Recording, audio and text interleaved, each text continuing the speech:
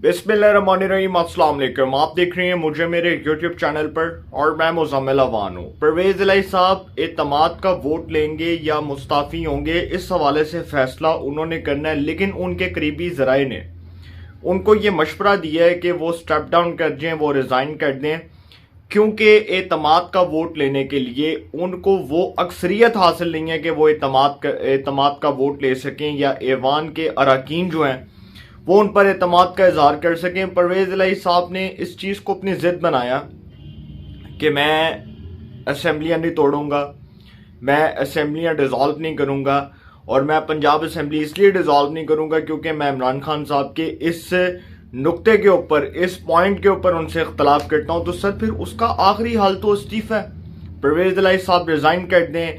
अब जो बड़ी इंपॉर्टेंट खबर है वो ये है कि गवर्नर पंजाब बलीगुर रहमान साहब, उन्होंने परवेज़ इलाही साहब को एतमाद का वोट लेने के लिए हुक्म जारी कर दिया और उन्होंने कहा कि परवेज़ इलाही साहब एतमाद का वोट लें। अगर परवेज़ इलाही साहब एतमाद का वोट नहीं लेते तो बकौल वज़ीर दाखिला राणा सनाउल्लाह उनके बकौल असेंबली को सील कर दिया जाएगा। और गवर्नर पंजाब बलीगुर रहमान साहब जो हैं उन्होंने कह दिया कि अगर परवेज़ इलाही साहब एतमाद का वोट नहीं लेते तो मैं उनको डी नोटिफाई कर दूंगा।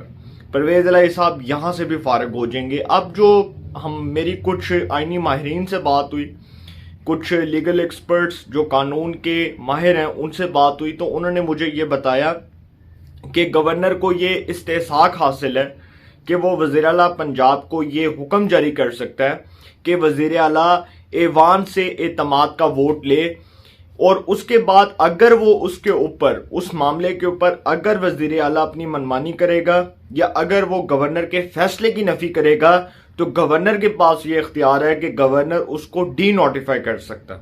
अब परवेज़ इलाही साहब के लिए दिन ब दिन नई मुश्किलात खड़ी हो रही हैं। कभी उनके खिलाफ नया महाज खड़ा हो जाता है, कभी नया महाज, और एक ऐसे वक्त में जब वो इमरान खान साहब के खिलाफ खुलकर बोले, उन्होंने बड़ी एग्रेसिव बातें की, बड़ी जारहाना बातें की, बड़े जारहाना अंदाज में, बड़े जारहाना मूड में इमरान खान साहब की पॉलिसीज़ और उनके बयानिए से खुलकर इख्तलाफ किया और उसके खिलाफ बगावत का ऐलान किया। तो सर परवेज़ इलाही साहब जो हैं वो असेंबली, अगर आप समझ लें कि तहलील तो नहीं हो सकती, अब असेंबली तो नहीं होनी तहलील, अब अगर परवेज़ इलाही साहब रिज़ाइन नहीं करते या वो एतमाद का वोट नहीं लेते तो वो इस बात से लाइलम है कि पंजाब असेंबली में 35 अरकान ऐसे मौजूद हैं जो बगावत कर सकते हैं, और उनके हवाले से कोई रिपोर्ट तक, अभी तो रिपोर्ट नहीं मौसूल हुई, लेकिन ये मालूम हुआ है कि 35 से 40 अरकान पंजाब असेंबली जिनका तहरीक इंसाफ से ताल्लुक़ है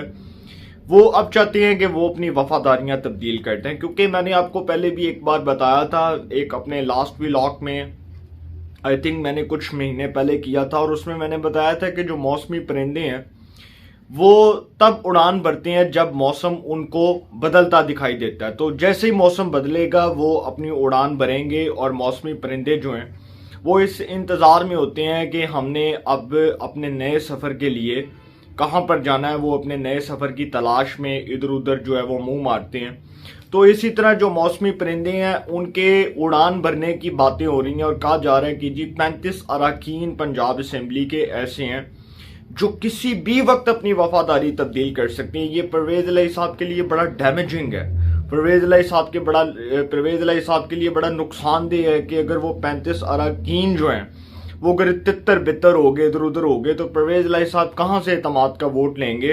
तो वो जो समझ कर बैठे हैं कि वो ले लेंगे एतमाद का वोट, नहीं सर, उनकी गलतफहमी है। क्योंकि जो PDM है, पाकिस्तान डेमोक्रेटिक मूवमेंट है, नवाज शरीफ हैं, जरदारी हैं, फजलुर रहमान साहब हैं, शहबाज शरीफ साहब हैं, ये सब ने ऐसी प्लानिंग नहीं कर दी कि परवेज़ इलाही साहब को फारिग करना है। परवेज़ इलाही साहब को जिस तरह से हादसाती तौर पर वज़ीर आला पंजाब बनाया गया था, मैंने आपको पहले दिन भी कहा था कि मुझे इस पर बड़े डाउट हैं, बड़े तहफ़्फ़ुज़ात हैं। बेशक एक अदालत का फैसला है, एक सुप्रीम कोर्ट का, एक अदालत उस्मा का, एक आला अदलिया का फैसला है, लेकिन सर आला अदलिया के फैसले की नज़ीर और उसकी रोशनी में जो फैसला परवेज़ इलाही साहब के हक में आया, आपने देखा कि उसमें कानून को कैसे जो है वो वायलेट किया गया, कानून की धज्जियां कैसे उड़ाई गई। सिर्फ परवेज़ इलाही साहब वज़ीर आला पंजाब बनने के लिए उन्होंने अपनी पार्टी के बयानिए को दांव पर लगाया, उन्होंने चौधरी शुजात हुसैन साहब की पार्टी पॉलिसी को दांव पर लगाया, चौधरी शुजात हुसैन साहब के पार्टी बयानिए को नुकसान पहुंचाया।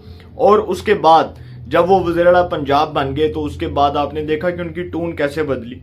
उसके बाद आप देख लें कि पंजाब में अभी भी देख लें आप हालात उठा कर के ब्यूरोक्रेसी काम नहीं कर रही। उसके बाद चीफ सेक्रेटरी का तबादला, उसके ऊपर उनकी बड़ी खलफलिश रही। आईजी पंजाब के मामले पर उनका वफाक से तनाव रहा। तो सर ऐसे मामला जो ब्यूरोक्रेसी के मामलात हैं उसमें परवेज़ इलाही साहब मुकम्मल तौर पर तनहा नजर आए।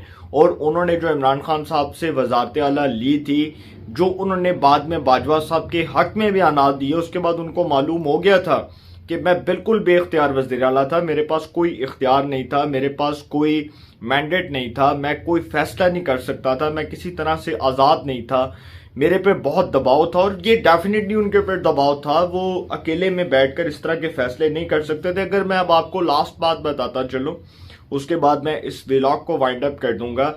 जरदारी साहब जो हैं, जरदारी साहब वज़ारत आला पंजाब के लिए अपनी पार्टी के 2 से 3 नाम दे चुके हैं। अब मैं अगर आपके सामने खबर रखूं, और बड़े कंफर्म सोर्सेज से मुझे ये खबर मिली कि जरदारी साहब ने हसन मुर्तज़ा साहब का नाम दिया, अली हैदर गिलानी साहब का नाम दिया, 2 नाम तो उन्होंने पेश किए। अब दोनों नामों के ऊपर जो है वो गौर हो रहा है, और शायद नून लीग भी हो सकता है डेफिनेटली इसके ऊपर रजामंद हो जाए और नून लीग भी मान जाए, क्योंकि इसके ऊपर नाम मानने वाली तो कोई बात नहीं है। टाइम बहुत कम है, इलेक्शंस करीब हैं, तकरीबन ऑलमोस्ट 8 से 9 महीने रह चुके हैं इलेक्शंस में। और इतने कम टाइम फ्रेम में अगर नून लीग पंजाब की वज़ारत आला लेती है तो नून लीग खुद समझती है कि ये बहुत कम टाइम है, इसमें अगर जरदारी साहब को वो वज़ारत आला दे देते हैं तो उनको कोई प्रॉब्लम नहीं होगा, कोई हिचकिचाहट वाली बात नहीं है। तो अब इसमें जरदारी साहब का जो फैक्टर है बड़ा इंपॉर्टेंट है। जरदारी साहब क्या फैसला करती हैं, वो पीडीएम के साथ बैठकर क्या फैसला करते हैं, पीडीएम के प्लेटफॉर्म से जो फैसला होगा वो हरफे आखिर होगा, वो सबको तस्लीम होगा। और तमाम हुक्मरान इत्तेहादी जमातें, जितनी भी हुक्मरान इत्तेहाद की इत्तेहादी जमातें हैं, वो सब बैठकर एक फैसला करेंगे, और उसके बाद जो फैसला होगा वो सबका एक आखिरी फैसला होगा, और वो सबका फाइनल डिसीजन होगा।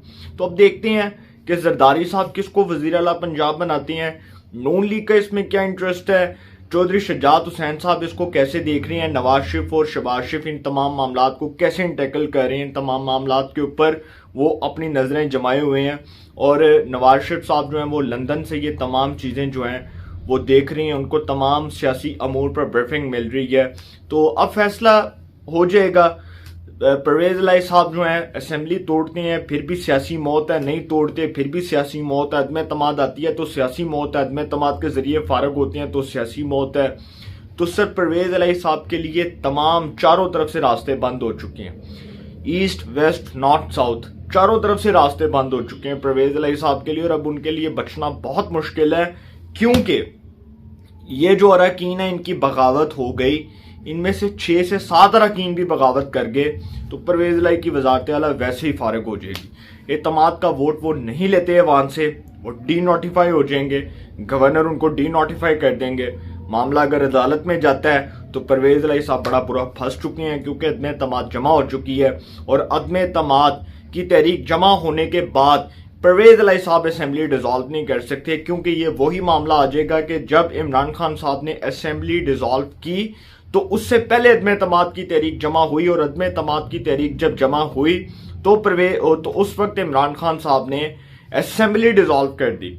उसके बाद ये मामला अदालत में गया, सुप्रीम कोर्ट का जो एक बेंच था उसने इमरान खान साहब के इस बयानिए को रद्द कर दिया और इस बयानिए को मुस्तरद कर दिया कि जी असेंबली तहलील होगी। सुप्रीम कोर्ट ने असेंबली को बहाल किया, इमरान खान साहब के खिलाफ अदम एतमाद की तहरीक पर वोटिंग हुई। इमरान खान साहब एतमाद का वोट है वो उनको नहीं मिला, वो असेंबली में एतमाद खो चुके अरकान का, और उसके बाद वो फारग हो गए। परवेज़ इलाही साहब के साथ डेफिनेटली ऐसा होगा, अगर वो अपनी जिद और अपनी अना पर कायम रहेंगे तो सर फिर जो सियासी मौत है वो उनकी खुद अपने हाथों से लिखी जा चुकी है।